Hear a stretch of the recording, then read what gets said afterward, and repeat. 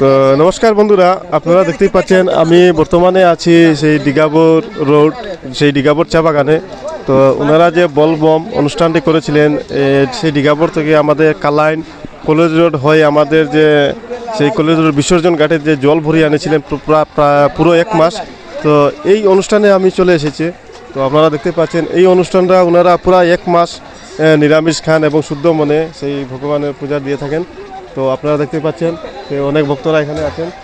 তো সেই অনুষ্ঠানের আজ সেই সমাপন, সেই শেষ দিন সমাপ্ত।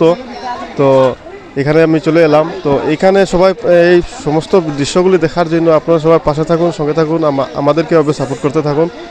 তো সেই জল এই ভৈরব বাড়িতেই এনেই সেই শিববাবার মন্দিরে শিববাবাকে জল অর্পণ করে থাকেন। তো এই সেই জায়গাটা, তো আপনারা দেখার জন্য একটু ধৈর্যের সাথে থাকবেন, আমাদের এই ভিডিওগুলি লাইক করবেন, শেয়ার করবেন এবং আমাদের চ্যানেলটি ফলো করবেন। হর হর মহাদেব, জয় শিব শঙ্কর। তো নমস্কার বন্ধুরা, আপনারা দেখতেই পাচ্ছেন আমি বর্তমানে আছি সেই ডিগাবোর রোড, সেই ডিগাবোর চা বাগানে।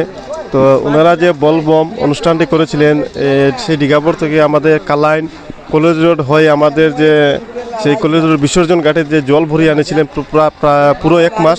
তো এই অনুষ্ঠানে আমি চলে এসেছি। তো আপনারা দেখতে পাচ্ছেন এই অনুষ্ঠানটা ওনারা পুরো 1 মাস নিরামিষ খান এবং শুদ্ধ মনে সেই ভগবানের পূজা দিয়ে থাকেন। তো আপনারা দেখতে পাচ্ছেন যে অনেক ভক্তরা এখানে আছেন। তো সেই অনুষ্ঠানের আজ সেই সমাপন, সেই শেষ দিন সমাপ্ত।